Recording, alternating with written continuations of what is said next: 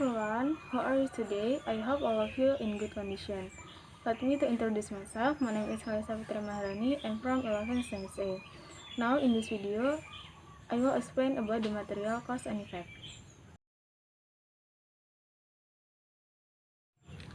So, the first is about noun. Noun is a word that refers to a thing, a person, an animal, a place, a quality, an idea, or action. So, dengan kata lain, kata ini merujuk pada benda fisik dan konsep abstrak. Benda fisik seperti like a table, house, pond, floor, water, wine. And konsep abstrak, time, idea, opinion, egg, difficulty. Noun divided into 6. There are common noun, proper noun, concrete noun, abstract noun, singular noun, and plural noun. So the first, common noun.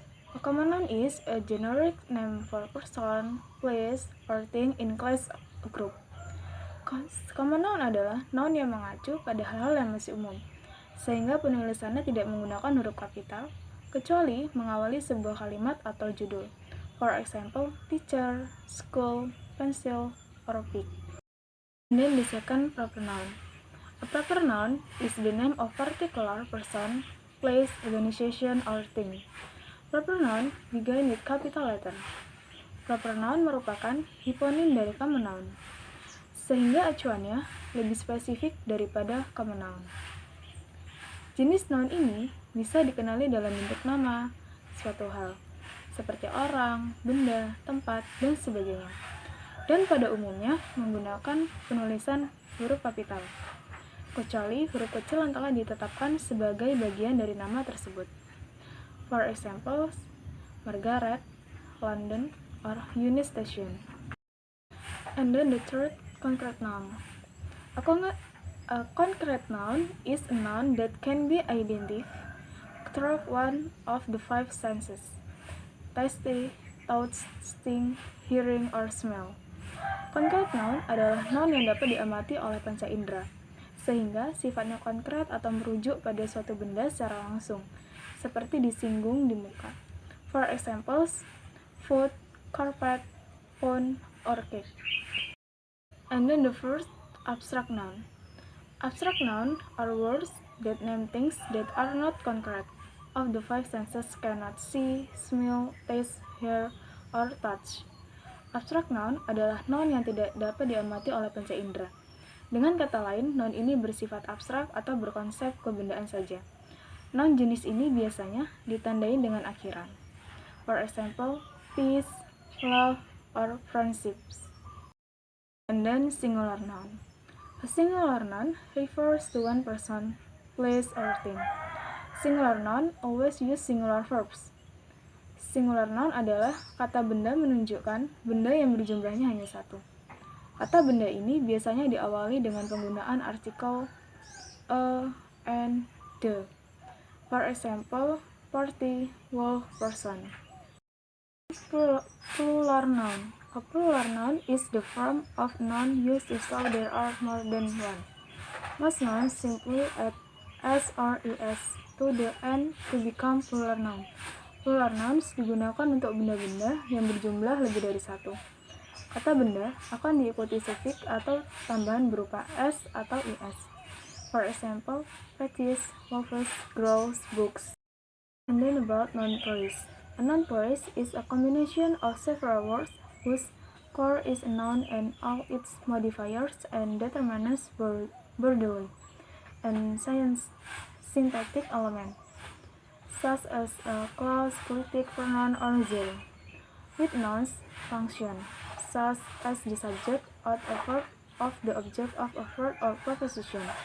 Noun phrase adalah kata yang dibentuk atas hasil penggabungan verb dengan pronoun atau number.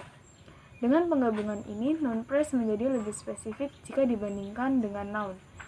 Seperti contoh, oldest friend, noun phrase, and friends sebagai noun. Then about sentence patterns. What is a sentence? A sentence tells a whole thought. For example, the grandfather hopped on below. It starts with a capital letter, it ends with a period. Sentence merupakan kalimat dalam bahasa Inggris yang tentu saja terdiri dari subjek dan predikat. Sedangkan pattern memiliki arti pola. Jadi, sentence pattern merupakan pola kalimat dalam bahasa Inggris. Lebih detail dapat diartikan sebagai sesuatu bentuk pemikiran yang utuh yang terdiri dari subjek dan predikat. Subjek atau pelaku dapat berupa kata benda ataupun kata ganti. Sedangkan predikatnya tentu saja berupa verb atau kata kerja. The first sentence pattern is statement. For example, every day the film should always spend money in bar. The film sebagai subjek, spend sebagai predikat, dan money sebagai objek. And then the second sentence pattern is exclamation. What least he told me. Why sebagai objek, he sebagai subjek, told sebagai predikat, and me sebagai objek. And then the third sentence pattern is questions. Betty speak English, Will does not see. Betty sebagai subjek, speak sebagai predikat, dan English sebagai objek. And then the last is imperative. Don't drink your milk regularly. Drink sebagai predikat dan milk sebagai objek. And then about conjunction to show cause and effect. For cause to effect, we can use as a result, so that, consequently, therefore, accordingly, for these reasons. And then to show effect cause, we can use conjunction due to, because, owing to, because of, as a result of science.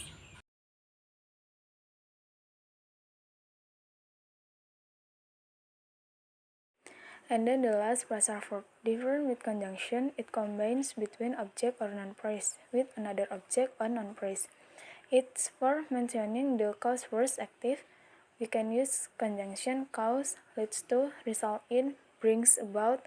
For example, broken home, give rise to bad habit. And then it's for mentioning the effort first passive. We can use is caused by, is due to, as the effect of result from. For example, forest fire is due to the dry twig friction.